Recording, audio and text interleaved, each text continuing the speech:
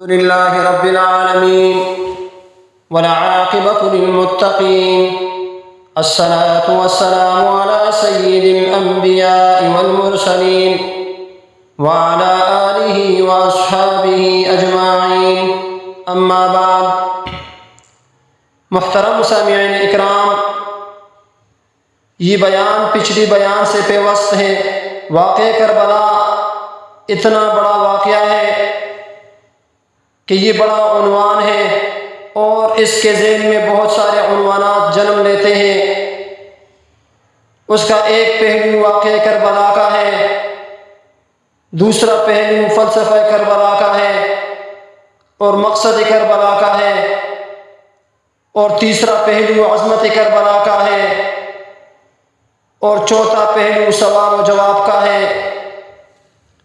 بہرحال شہادت ہمارے ہاں بیان ہوتی ہے اس انداز میں کہ یوں لگتا ہے کہ کسی مظلوم بندے کو کسی نے پکڑا ہوا تھا اور سارے اسے مار رہے تھے اور وہ منتیں کر رہا تھا کہ مجھے نہ مارو۔ اتنی ہائے ہائے کی جاتی ہے کہ محسوس ہوتا ہے کہ امام عالی مقام بڑے پریشان تھے اور ان کا خاندان بڑی تکلیف میں تھا کہ جلدی کہیں کربلا سے نکل جائے۔ حالانکہ اس دھرتی پہ اور اس کائنات میں صبر و شکر، شجاعت و استقامت اور حوصلہ جس سے کائنات سیکھے گی وہ صرف امام حسین ہی ہے۔ اتنے بڑے صابر آدمی کے بارے میں اس طرح کا رویہ اختیار کرنا، وہ تو گویا کہ کس طریقے سے، نعوذ باللہ، تو یہ امام عالی مقام کی مظلومیت سنا کے لوگوں کو اس طرح کر دیا جاتا ہے اور ایسا انداز اپنایا جاتا ہے کہ شاید واقع کربلا رونے دھونے کا نام ہے۔ حالانکہ بات یہ نہیں ہے، اس لشکر میں ایک ایسا ہے جو کہ 1000 آدمیوں سے لڑنا جانتا ہے۔ تمہیں نہیں پتا یہ کون لوگ ہیں؟ یہ مولا علی کی اولاد ہے، یہ نبی پاک کا گھرانہ ہے۔ تو یہاں کمزوری دکھائی جاتی ہے اور ہمارے بچے سمجھتے ہیں کہ شاید یہ ایک ایسی داستان ہے، اور اس طرح ماحول بنایا جاتا ہے کہ واقع کربلا کوئی خوف کا نام ہے، اور ایسا خوف دکھایا جاتا ہے کہ بچے راتوں کو ڈرے۔ وہ اکیلے اکیلے درخت دکھائے جاتے ہیں، وہ تلواریں اور تیر دکھائے جاتے ہیں۔ او یار، کیا قوم کی تربیت کر رہے ہو؟ واقع کربلا در حقیقت حوصلے کا نام ہے، دلیری کا نام ہے۔ یہ کون ذی وقار ہے اور یہ کون شاہ سوار ہے؟ لخت لخت کٹا ہوا، لباس ہے پٹا ہوا، پھر بھی ہے ڈٹا ہوا۔ یہ نبی کی نور عین ہے اور یہ بالیقین حسین ہے، اور اس پیاسے پر علی شیر خدا کو ناز ہے، اور اس نواسے پر محمد مصطفیٰ کو ناز ہے، اور انہیں بھی سجدے کیے، پر اس کا عجب انداز ہے۔ اس نے وہ سجدہ کیا جس پر خدا کو ناز ہے۔ اے حسین ابن علی، تجھ پر سلام ہے۔ بہرحال واقع کربلا تاریخ اسلام کا دردناک واقعہ ہے۔ میں کہتا ہوں کہ جس کو امام الانبیاء کا پہلا سجدہ یاد ہو اور حسین کا آخری سجدہ، اور پھر بھی نمازی نہ بنے، تو بڑی تعجب کی بات ہے۔ جب امت میں اس طرح کے لوگ قربانیاں دیتے ہیں تو کیوں دیتے ہیں؟ فرمایا کہ مومن بنتا ہی تب ہے جب اپنی جان بھی مجھے دے دے اور مال بھی مجھے دے دے۔ اور میں کیا کرتا ہوں؟ فرمایا میں بدلے میں اسے جنت دے دیتا ہوں۔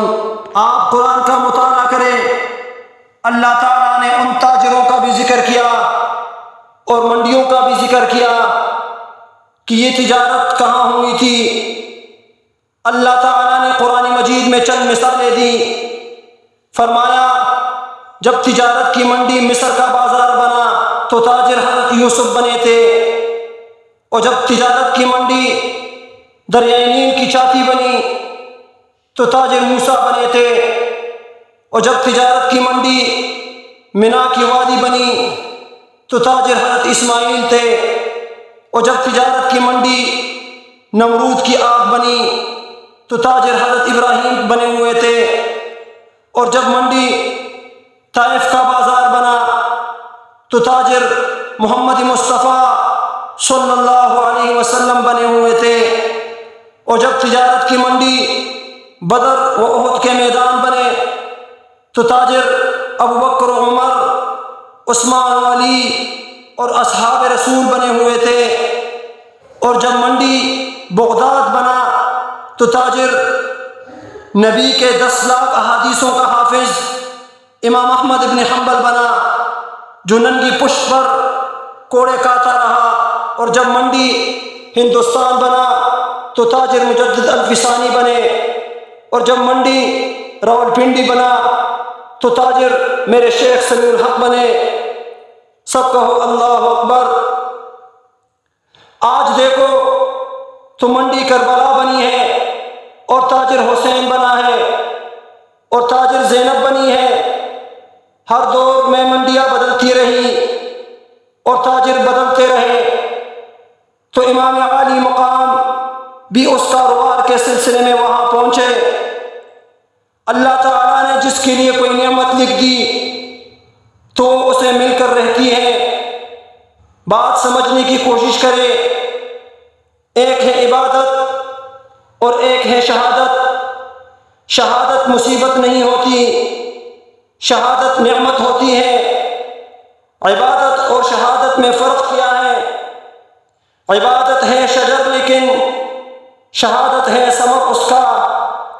عبادت درخت ہے اور شہادت اس کی پل بن جاتی ہے۔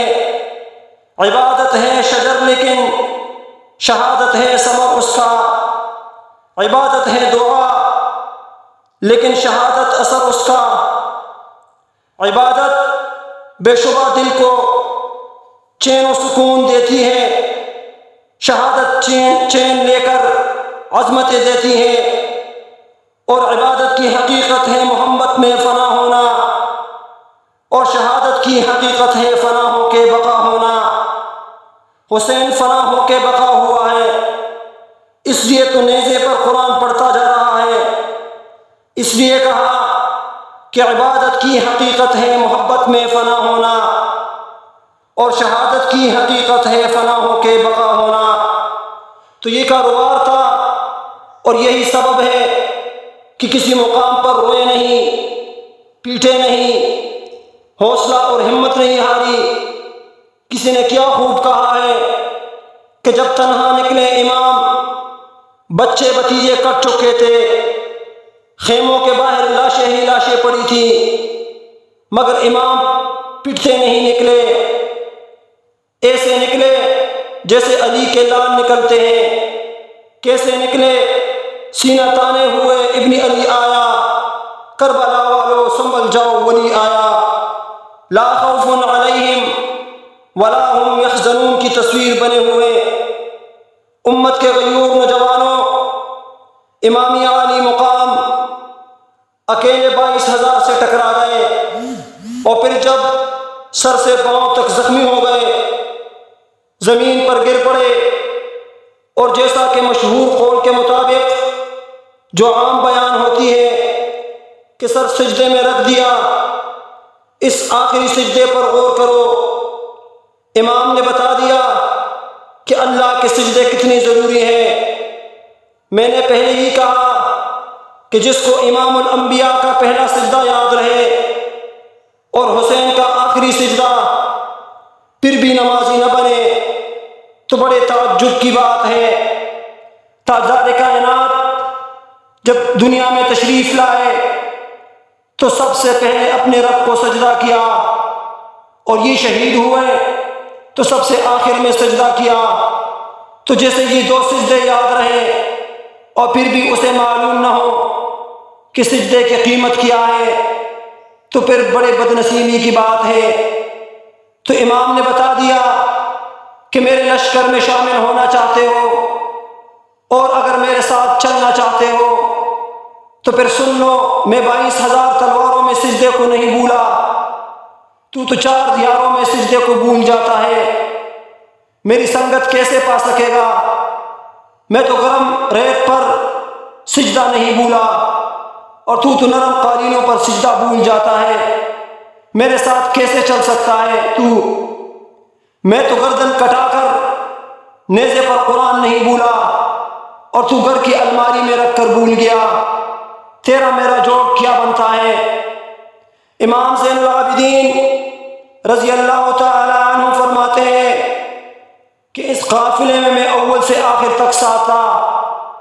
آپ فرماتے ہیں کہ جب مدینے سے مکہ آئے تو میں ساتھ تھا، مکہ سے کربلا اور پھر دمشق سے کوفہ اور پھر واپس مدینے جب پہنچے پوری لشکر میں ساتھ تھا، ہر وقت، ہر آن اور ہر گھڑی۔ آپ فرماتے ہیں مکہ تو مکہ رہا، مدینہ تو مدینہ رہا۔ کہتے ہیں اے لوگو، خدا کی عزت کی قسم، میرے پھپھو جو سیدہ زینب ہے، کربلا کی جو 10 دن ہیں، ان دنوں میں بھی میرے پھپھو کی تہجد قضا نہیں ہوئی۔ وہ مائیں بہنیں جو ٹی وی پر ڈرامہ نہیں چھوڑتی اور نماز چھوڑ جاتی ہیں، اور آج کا جوان قیامت کے دن مولا علی اور امام حسین کا کیا سنگت پائے گا؟ جو جمعے کے دن کرکٹ میچ نہیں چھوڑتا اور جمعے کی نماز چھوڑ دیتا ہے، وہ بوڑھے بوڑھے لوگ جو ہوٹلوں پر تاش نہیں چھوڑتے، سجدے چھوڑ دیتے ہیں، وہ قیامت کے دن کس طرح قافلہ حسینی میں شامل ہوں گے؟ یہ ہے فلسفہ شہادت حسین۔ اس لیے میرے بھائیوں، ہمیں حسین رضی اللہ تعالی عنہ کی یہ مشن یاد رکھنا چاہیے۔ کسی شاعر نے کہا فرقے کی قید میں نہیں عشق حسین، میں ہوں عاشق حسین کا شیعہ ہوئے بغیر۔ بہرحال تقدیر میں یہی لکھا تھا، اللہ کو یہی منظور تھا، حضرت حسین کے خاندان کے ساتھ یہ ظلم ہوا ہے، ظلم ہوا ہے۔ ہم اس کا اظہار کریں۔ سیدنا امام حسین رضی اللہ تعالیٰ عنہ اور ان کے ساتھیوں کو شہید کرنے والوں پر لعنت، حضرت حسین کے قاتلوں پر لعنت بے شمار۔ اللہ حضرت حسین کے قاتلوں پر لعنت کرے۔ اللہ تعالی ہمیں امام عالی مقام اور ان کے ساتھیوں جیسا صبر اور شکر ادا کرنے کی توفیق عطا فرمائے، آمین یا رب العالمین۔